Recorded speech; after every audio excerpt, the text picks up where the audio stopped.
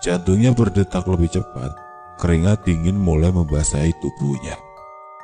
Krak, krak, krak.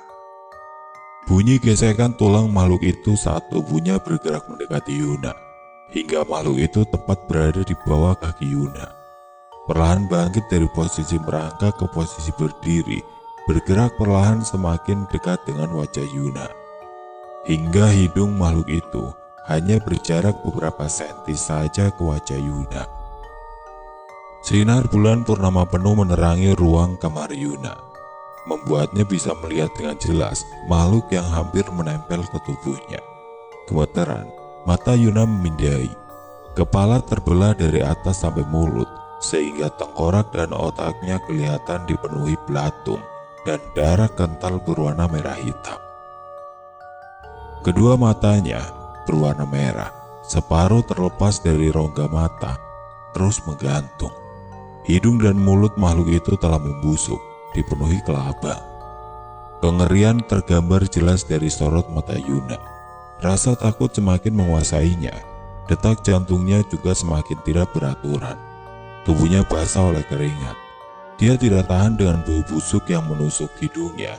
Seluruh isi perutnya terasa naik. Berontak, ingin keluar. Kepalanya terasa berat lalu berputar-putar. Ia melihat banyak sekali kunang-kunang. Sesaat kemudian tubuhnya limbung. Tubuh Yuna membentur lantai kayu, tidak bergerak lagi. Dia pingsan. Beruntung Yuna siuman sebelum ibu membangunkannya untuk sholat subuh. Jadi Yuna bisa menyembunyikan apa yang dialami semalam dari orang tua. Bisa-bisa gagal rencana untuk liburan jika papa mama tahu aku tidak sadarkan diri semalam, ucap Yuna di dalam hati. Jelas kekhawatiran di raut mukanya. Yuna memutuskan tidak menceritakan kejadian yang dialami tadi kepada siapapun, termasuk teman-temannya. Meski masih shock, Yuna bertekad untuk tetap melanjutkan rencananya ke desa Neo karena tidak mau mengecewakan teman-temannya. Keputusan sudah diambil, jadi aku mesti tetap jalan apapun resikonya. Tekad Yuna sudah bulat. Apalagi dia yang mengusulkan hal ini. Meski memiliki firasat buruk, Yuna tetap dengan tekadnya berlibur ke desa Neo bersama teman-temannya. Apalagi sebelum pergi dari rumah Angel, semua sudah kompak untuk menyampaikan kepada orang tua masing-masing bahwa mereka akan berlibur ke desa Neo untuk menemani Angel menjenguk neneknya, berkemah di dekat rumah nenek. Yuna berpamitan dengan menggendong tas ransel besar, kemudian meluncur dengan motornya ke rumah Angel. Jam sudah menunjukkan pukul 7 pagi. Sinar mentari menerpa wajah ayunya dari sela-sela pepohonan di sepanjang jalan yang dia laluinya. Semua temannya sudah berkumpul saat dia sampai. Rupanya dia yang paling siang. Angel, Chelsea, Putri, Angga, Wisnu yang sedang menjalankan tugas masing-masing, yang sudah ditentukan pembagian tugasnya dalam diskusi kemarin. Wisnu dan Angga menyiapkan perlengkapan kemah seperti tenda, alat keselamatan, alat masak, peralatan tidur, sleeping bag dan selimut, serta peralatan mandi, korek api dan senter. Sedangkan Chelsea dan Yuna bertugas menyiapkan bahan makanan dan peralatan untuk memasak, seperti piring, garpu, sendok, dan kompor portable. Putri dan Angel meriset jalur perjalanan. Untuk navigasi perjalanan dipandu oleh Wisnu yang pernah berkunjung ke lokasi tujuan. Mestinya Angel yang jadi navigator, tapi secara halus dia menolak. Alasannya sudah sangat lama tidak berkunjung ke rumah nenek, jadi dia lupa ingat. Mereka berenam kompak memakai setelan baju olahraga identitas di sekolahnya. Putri merasa ada yang aneh dengan Yuna, lalu menarik Yuna ke tempat sepi, kemudian berkata, "Yun, kamu kenapa? Kok aku merasa ada yang aneh? Ada yang kamu sembunyikan?" tanya Putri. Yuna diam, tidak tahu mesti menjawab apa. "Ayolah cerita saja, Yun," Kan kamu tahu kalau aku juga bisa melihat penampakan. Tidak apa-apa kok Put, tidak ada yang aku sembunyikan. Mungkin cuma perasaanmu saja. Ayo, kita kembali prepare, jawab Yuna. Ia yakin Putri tidak percaya begitu saja kepadanya, mengingat mereka sudah berteman sedari kecil. Jadi Yuna paham akan hal ini. Di sisi lain ada satu orang yang mengawasi mereka berdua dari jauh, lalu buru-buru pergi ketika tahu mereka berdua berjalan ke arahnya. Keduanya kembali ke titik kumpul dan agak terkejut ketika mendapati Wisnu dan Angga saling melotot satu sama lain. Padahal mereka dari kecil jarang bertengkar. Kalaupun ada masalah, mereka berdua bisa menyelesaikannya dengan baik.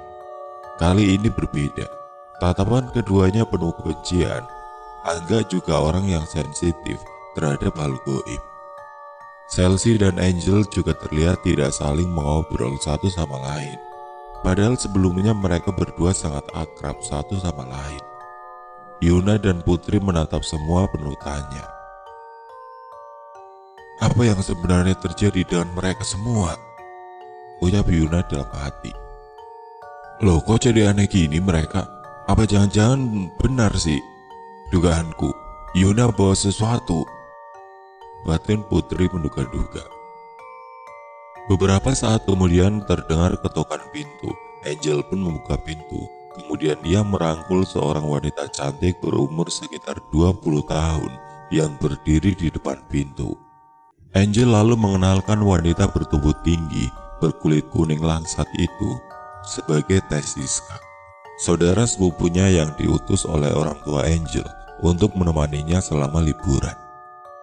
Teman-teman, perkenalkan, ini Teh Siska. Beliau akan mendampingiku selama liburan. Mohon maaf aku tidak menyampaikan hal ini sebelumnya. Orang tuaku mengizinkan untuk ikut bersama kalian jika Teh Siska berkenan mendampingiku. Hai semua, ucap Teh Siska ramah. Lalu beliau menyalami teman-teman Angel satu persatu. Kehadiran Teh Siska mencairkan suasana yang tadi sempat tegang, bagai udara sejuk yang memurnikan polusi udara. Teh Siska juga menggendong ransel besar, khas pendaki gunung. Dilihat dari badannya yang atletis, outfit serta penampilannya, sepertinya Teh Siska adalah seorang yang sudah terbiasa melakukan pendakian. Mereka semua berdiri canggung, tidak ada satupun yang bersuara. Netra Teh Siska bolak-balik mencuri pandang ke arah Yuna dan Putri. Yang dipandang pun merasakan tatapan mata Teh Siska, seolah tidak mau kalah. Kedua gadis remaja juga ganti mencuri pandang. Ketika netra mereka bertemu, senyuman ramah pun tersungging dari bibir mereka bertiga. Mari kita lanjutkan melakukan persiapan, ucap Angel berusaha mencairkan suasana. Mereka berenam lalu melanjutkan pekerjaan mereka masing-masing. Teh Siska ikut membantu. Beliau tampak cekatan. Waktu sudah menunjukkan pukul 11 siang. Perlengkapan untuk menginap selama seminggu telah mereka selesaikan dengan baik. Orang tua Angel selaku tuan rumah mengajak mereka semua untuk makan sebelum berangkat. Selesai makan, mereka mengecek sekali lagi semua perlengkapan. Hingga azan zuhur tiba, bertuju melaksanakan kewajiban sebagai seorang muslim di musola dekat rumah Angel. Seusai menunaikan sholat zuhur, mereka bertuju berpamitan kepada orang tua Angel. Mereka memakai 4 motor, Teh Siska dengan Angel, Wisnu bersama Angga, Yuna berboncengan dengan Putri, sementara motor terakhir dikendari oleh si tomboy Chelsea sendirian. Perjalanan mereka kira-kira memakan waktu 5-6 jam, tergantung kondisi lalu lintas dan cuacanya. Selama 1 jam perjalanan mereka didominasi dengan pemandangan kota yang lumayan ramai. Hingga mereka sampai di perbatasan kota, jalanan mulai sepi. Kanan jalan area hutan dan kiri jalan area sawah. 2 jam kemudian perjalanan mereka mulai memasuki bukit. Netra mulai dimanjakan oleh pemandangan indah di kiri kanan jalan. Jalannya juga mulai berkelok-kelok dan mulai banyak tanjakan. Sinar matahari yang begitu terik, medan jalan yang berliku, ditambah beban ransel di pundak, membuat stamina mulai menurun. Wisnu yang berada paling depan tampak kelelahan. Dia menepikan motor dan memberi aba-aba kepada teman-temannya untuk berhenti. "Ada apa, Wis?" teriak Yuna bertanya. "Kita istirahat dulu, aku agak capek nih." Dengan isyarat Yuna memberitahu teman-temannya untuk menepi. Mereka semua memarkir motor masing-masing di sebuah toko kelontong di pinggir jalan. Toko itu lumayan komplit. Di belakang toko ada rumah Belanda yang sepertinya kosong. Mereka semua mampir ke warung untuk membeli bensin dan makanan ringan. Sekalian meminta izin untuk duduk beristirahat.